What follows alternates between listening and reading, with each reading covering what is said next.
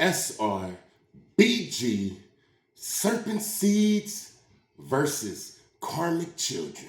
Gang stalking, man. If you're being gang stalked, if you say you one of the chosen, if you in the John Wick level 3, you need to hear about this. But first, I gotta bounce all over the place real quick. I got my beetroot juice, man. If Wormwood could do it, you better be doing it. This is just beetroot, celery, and carrots. I ran out of a lot of the vegetables, man. I used to drink coffee in the morning. But since I cut that out and started drinking this, it's like I got a lot of energy, man. I feel like a damn rabbit, especially with the maca root. But I'm not drinking no damn maca root today, because I drank the maca root a couple of days ago, man, and I almost relapsed on the SR. I almost humped around, man. For the person who wrote the comment and said that I should get a napkin when I'm drinking the juice, I would clown you, but you made a lot of sense. So I got me a napkin. SR&BG, Serpent Seeds versus Karmic Children. It's a difference. Now, I made a video about serpent seeds. These children are estranged from the womb. They are evil. They call them, the professional name that they give them is affluenza. Go look up the affluenza boy. They say that these people are so privileged. They do whatever they want so long and so much that they can't be held responsible for the crimes they commit, even murder. Go look up affluenza, and then you're going to see a serpent seed. After that, look up Jeffrey Dahmer. Don't be looking up all of these damn serpent seeds. Richard Ramirez. It's black ones, it's white ones, it's Mexican ones. You hear what I'm saying? I used to think that all the damn serial killers and serpent seeds was just white people. But then when the computer and the internet came out, I seen it was a lot of sick brothers too. So serpent seeds are evil. They're demons in the flesh. The reason they are here, the reason they are serpent seeds is because they great-grandmamas and they great-great-great-great-grandmamas and grandfathers and all of that already sold them over to the dark side with all of these rituals. You know how many bodies these serpent seed families got on them? The same as many bodies as a damn alligator up in Florida, man. They serpents. I'm telling you, real serpents in the flesh. It's something with a reptilian part of their brain to where they just is about fighting, feeding, fleeing, and fornicating. You hear what I'm saying? These are serpent seeds. They'll bite you, man. No matter how much you befriend them, they'll stab you in the back, man. These are the people in the gangs that take out their own homies, man, with no remorse. They'll cut you up and then go eat some chili cheese fries, man. They wake up in the morning, grab a beer. They all do some type of drug. Even if they CEOs, serpent seeds, they still sniff cocaine, do things. And then when they get that appetite, they go take people out, whether the people are prostitutes, children, whether the people are gangbangers. You see, you think this gangbanger from your hood is just a rider. They said that King Von was a serial unaliver. King Von was a serpent seed. You feel what I'm saying? And serpent seeds always meet the same fate. They always get taken out in front of everybody. 1,000 bullets, or you know what I'm saying, get their head chopped off or something, or go to jail for 75,000 years to serpent seed all up in the jail, raping people, turning on their homies. This is why gangs ain't gonna come together, because it's too many damn serpent seeds. Now, let me tell you the difference. Because I don't want you to get it twisted, man. Now, I'm going to tell you something, right? So, I go to Miramar prison. It's the brig. It's the military brig, right? I was a bad guy.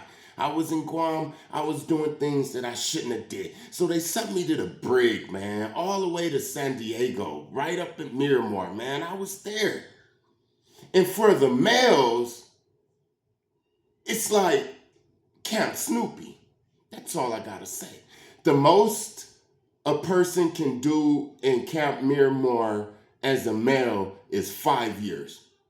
You have everybody in Miramar from every branch, from Coast Guard to Navy, the Marines, the Army, the Air Force, everybody who got in trouble and went to court martial and got sentenced to some time as a male. If it's under 5 years, you used to go to Miramar. If it was more than 5 years, you went to Leavenworth, right? So I went to Miramar, and everybody is doing light time. We had an officer up in there doing 5 years for fraud. He stole like $3 million and stuff, right? But the crazy thing is, it's a co-ed. Remember, I'm talking about serpent seeds and karmic children, right? It's a co-ed. It's a co-ed. Miramar prison is a co-ed. And it's not just the co-ed like the females are over there and we over here. No, we actually mingle. We actually work inside of that prison in the kitchen and the laundry and all of that right next to women. And people have relationships up in there. You hear what I'm saying? The crazy thing about Miramar is even though it's Camp Snoopy for men, it's like women in there are doing life. Miramar have women up in there doing life, 25 years, 45 years, double life, right now. So when I go up in there, I trip out on that, right? Because I'm about to get out in less than a year, and this girl right here, working right next to me in the kitchen, is doing life. So naturally, we start having crushes on each other and all of that. Different people is in relationships, and you start looking at one and all of that. And we start asking each other about which ones. Like a guy up in there, the homie, he was up in there for like 3 years. So he knew different females, and he already knew the game. So I'd be like, what's she up in here for? She cool? He'd be like, nah, it's all bad. She took out her junior. Then I started noticing, that a lot of women up in Miramar that was doing life for taking out the little ones. Whether it was physically or like this old crazy, she was up in there for like 15 years already when I got there. She was an old lady at that time. She went to Japan and left her children in the damn closet, man. And it wasn't good when they got back. So she was in Miramar. So I started saying, why would a person hurt their babies, man? Because listen, I'm not talking about no maniacs that's screaming or you could see it in their eyes. I'm talking about regular people, man. I remember it was a Muslim girl. She was up in there for like 15 years at the time too. She was real cute and petite and all of that. She was up in there for her husband and her daughter. You hear what I'm saying? And I just couldn't believe it because she was just so sweet and intelligent. We went to Toastmasters. They had different programs up in that prison, and we went to Toastmasters. I was in Toastmasters with her. And we used to give speeches, and it taught you how to like talk in front of crowds and all of that type of stuff, right? So I started thinking, what would make these people hurt their children's, man? And then I had my own. Yeah, then I had my own. This is why we need the Most High. I explained what a serpent seed is. 9 times out of 10, the family of serpent seeds, they spoil the damn serpent seeds. That's one of the reasons they act like the world owed them something. The family of serpent seeds rarely hurt the serpent seeds. They allow the serpent seed nephew, the serpent seed son to go out there and hurt everybody. But when you complain, they'll hurt you. They'll say, that wasn't my brother. That wasn't my sister. That wasn't my son. So it's not being the serpent seed that makes these children get hurt. It's being a karmic. Now let me tell you the difference between a karmic and the serpent seed, and why women like this will be possessed to hurt their children, man. And I'm telling you, these wasn't crazy women. They were in the military, which means they passed psych evaluations, they passed their VAPs, they wasn't crazy, they was married, they did their job, they snapped, and then now they in Miramar, and it's like they came back to reality, right? What happened? I'm gonna tell you what happened. So, I have a son, right? And everything that I like, that I really, really like, he gravitates towards it and breaks it, man. He's not afraid of the consequences. It's like something possesses him to get into my stuff and don't even eat it. He'll just crumble it up and look at me. And I'm like, what is this type of voodoo? Nah. One day I just couldn't take it, man, and I was almost there. I was almost there with him, man. Trust me, man. He broke something, man, that couldn't be replaced, and still haven't been replaced to this day, man. So I was fed up, man.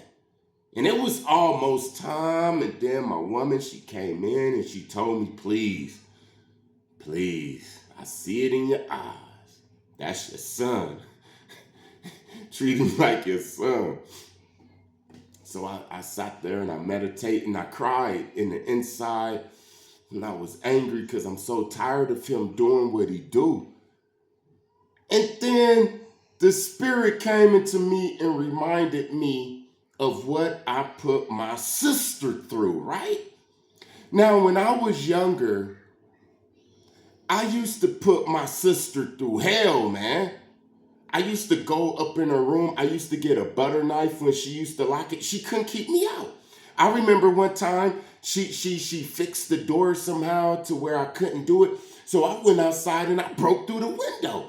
Man, I used to steal her perms. She used to put perms in her hair and put the rest in the freezer.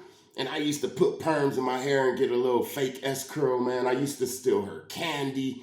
I used to steal stuff that I didn't even want, man. You hear what I'm saying? I used to just be addicted to stealing. And I'm like, you know what? All of this stuff that my son is doing is what I used to do to my sister, man. Now I feel how she used to feel. So we talking about karmic children, right? People go out there and we feel that we getting away with all of this stuff. Tupac said, afraid to drop a seed, hoping I ain't curse my baby. See, Tupac knew that. The sins of the father. The children can inherit your karma, man. You could get away with it. You could be a big pimp. You could be a big pimp. You don't go to jail. You retire as a pimp and you have a nice pimp funeral. And all your daughters are hoes. You gotta witness that. Nothing happened to you in your pimping game, but you have to witness how your daughter is getting pimped, and you can't spit no sense up into her. You hearing what I'm saying? Karmic children are results of what we did bad, man. You see, that's just the stealing part of what I did. Now I have another child that don't listen to nothing I say. Don't clean up. I go up under her damn bed, and it's all of these cups. I'm missing cups. I'm missing bowls. I'm missing forks and things I haven't seen in 2 weeks. And I get all of this up from up under her bed. And I'm about to get mad until I picture my mama doing the same thing to me. And I said, oh, this is why them women be up in the jails. Because you see, it's very painful. Listen to me, man. It's very painful to fight somebody who do the same thing that you do, man. And that's what your children do. Now I look at it, I'll be like, you know what? I'm going to pray for them. I continue to pray for them, man. Because see, the difference between the serpent seed and the karmic is the karmic child still have a chance. A lot of people either take them out or give them up for adoption or abandon them or abuse them because they trying to fight out something that ain't even the damn child's fault. It's our fault. You hear what I'm saying?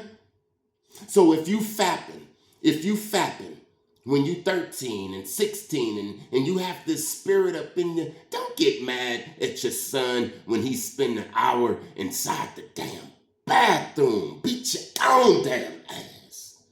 The sins of the father. That's what a karmic is. A karmic child. They here to repay you all of that damn sin that you thought you got away with. Like I said, you the big player, you breaking girls' hearts and all of that. Your daughter gonna find a big player, and you're gonna wonder why your daughter is attracted to people like you.